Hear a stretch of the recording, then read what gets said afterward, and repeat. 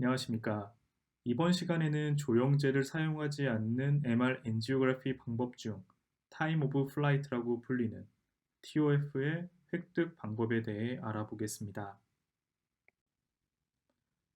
TOF는 타임 오브 플라이트의 약자로 직역하면 비행 시간입니다. 여기에서는 시간 흐름 정도로 이해하시면 될 듯 합니다.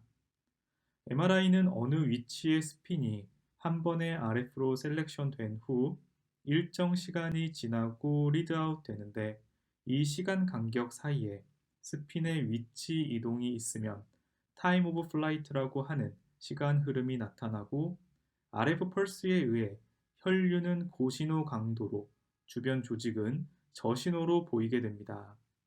이러한 시간 간격 사이의 스핀 이동에 의해 발생하는 효과를 이용하기에 해당 이름이 붙여졌으며 사진에서 보시는 것처럼 주위 조직의 신호 강도를 낮추고 움직이는 혈류의 신호를 증가시키는 방법으로 영상을 얻게 됩니다. TOF를 알아보기 전 일반적으로 스피네코를 이용하는 브레인 MRI 영상에서 혈관이 어떻게 보이는지 알아보겠습니다. 우리가 조영제를 사용하지 않고 혈관을 보기 위해서는 왼쪽의 T1 영상과 같이 혈관의 시그널이 밝게 보이는 워시인 혹은 오른쪽의 T2 영상과 같이 혈관의 시그널이 어둡게 보이는 워시아웃일 경우 혈관을 구별해낼 수 있습니다. 그중 혈관을 보기 위해서는 혈관이 하얗게 보이는 영상을 선호하게 됩니다.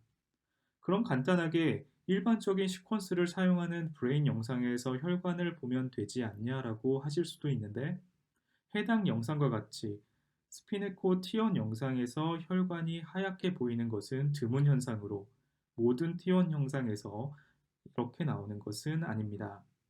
왜 이러한 현상이 나타나는지 설명드리겠습니다. 먼저 T2 영상을 보겠습니다. T2의 특징으로는 T와 TR을 T1에 비해 상대적으로 길게 사용하는 특징을 가지고 있습니다. 이렇게 획득한 영상에서는 혈관의 신호가 어둡게 보이는데요. 일반적인 스피네코 기법은 90도 펄스와 180도 펄스를 모두 경험해야 신호를 낼 수 있습니다. 하지만 T가 길 경우 영상 단면 안쪽에 흐르는 혈류가 90도 펄스를 맞고 180도 펄스를 맞기 전에 단면을 빠져나가 신호를 내지 못하게 됩니다. 따라서 신호를 내지 못하는 혈관은 검은색으로 영상에 나타나게 됩니다. 다음은 T가 상대적으로 짧은 T1 영상입니다. 영상을 보시면 혈관의 신호가 밝게 보입니다. 왜 이러한 현상이 생기냐? 영상 단면 안쪽에 흐르는 혈류는 T가 짧기 때문에 90도 펄스도 맞고 영상 단면을 빠져나갔기 전에 180도 펄스도 맞게 되어 신호를 내게 되고 하얗게 고신호로 나오게 됩니다. 하지만 앞서 설명드렸던 것처럼 이와 같이 실제 임상에서 T1 영상의 혈관이 항상 하얗게 나오는 것은 아닙니다. 환자마다 다른 혈류의 속도나 세팅된 파라미터 값과 절편 두께 등에 의해 혈류가 랜덤하게 고신호로 나오기 때문에 앞서 설명드린 고식적 스핀 에코 기법을 TOF MRA에서 사용하지는 않습니다. 그럼 이제 주변 인자의 영향을 받지 않고 혈관을 항상 고신호로 만들기 위해 임상에서 사용하는 방법을 알아보도록 하겠습니다. 우리가 어떻게 조영제를 사용하지 않고 혈관의 하이 시그널을 만들어낼 수 있을까요? 평소 MRA 검사 시 보는 영상입니다. 다음 영상에서의 특징을 보면 앞서 봤던 고식적 스피네코 영상과는 다르게 혈관의 시그널은 하이 시그널로 나와야 하며 혈관을 제외한 다른 조직들은 로우 시그널로 신호가 나와야 합니다. 어떻게 이러한 영상을 만들어내는지 알아보도록 하겠습니다. 우선 TOF의 영상 획득 방법을 설명하기 전 TR이 길고 짧을 때 조직에서의 시그널 차이가 어떻게 되는지 보고 넘어가도록 하겠습니다. 롱 TR일 경우 T1 이완이 충분히 일어납니다. 즉, 종축 자기화가 충분히 회복되어 온전한 시그널이 나오게 됩니다. 다음 그림과 같이 MZ 회복이 다 되고 다음 RF 펄스를 맞아 강한 신호가 나오게 됩니다.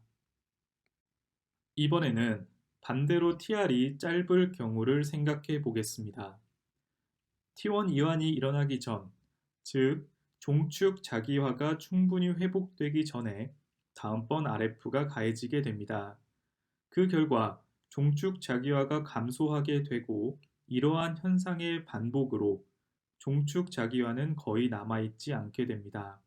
즉 신호가 약해지게 되고 이러한 스핀을 포화되었다라고 합니다. 간단히 TR이 길면 온전한 신호, TR이 짧으면 신호가 소실된다라고 생각하시면 됩니다. MRA 검사에서는 고정 조직의 시그널을 없애기 위해 짧은 TR을 사용하고 있습니다. 이번에는 숏 TR을 사용했을 때 검사 단면에서 생각해 보겠습니다. 우리가 검사하려는 단면에는 움직이지 않는 고정 조직과 움직이는 혈류가 한 단면에 위치하고 있습니다.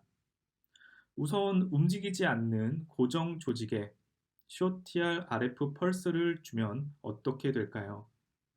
혈관을 제외한 고정 조직은 회복이 되기 전 RF 펄스를 맞게 되고 신호는 점점 소실되어 로우 시그널로 나오게 됩니다.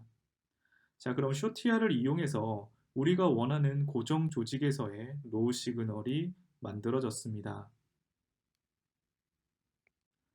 이번에는 숏 TR을 받은 움직이는 혈류는 시그널이 어떻게 되는지 보겠습니다. 혈관에서 혈류는 흐르고 있습니다. 즉, 검사 단면에서 새로운 혈류가 지속적으로 RF를 맞게 되어 신호 소실 없이 온전한 신호를 내게 됩니다. 다시 한번 설명드리면 A 혈류가 RF를 맞아서 온전한 신호를 내고 지나갑니다. 다음 B 혈류.